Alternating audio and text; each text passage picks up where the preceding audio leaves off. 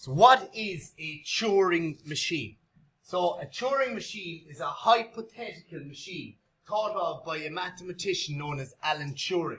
Is anyone familiar with Alan Turing? He's this genius of a mathematician, computer scientist, cryptographer, and he's famous for deciphering the Enigma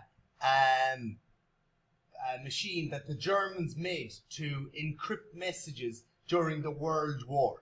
And when that happened, they were sending a message like attack at 12, and they had this random system of encrypting all the codes.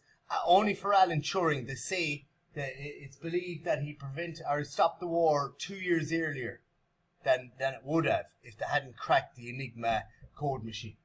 So, despite its simplicity, the machine can simulate any computer algorithm. It doesn't matter what you're doing, no matter how complicated it is, because everything gets broken down to what?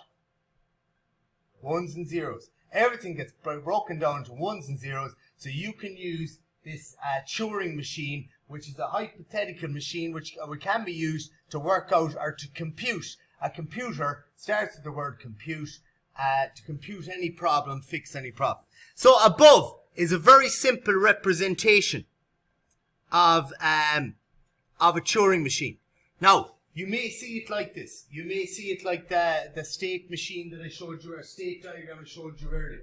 So this is a very simple representation. You've got like blank squares here, here, here. You've got this box is highlighted because it's saying that this tape must be read in some way. So in this particular example, when the box is highlighted, this is the reading, or the head is taking a reading at this particular location, which it's saying is a 1. Saying is a 1 there.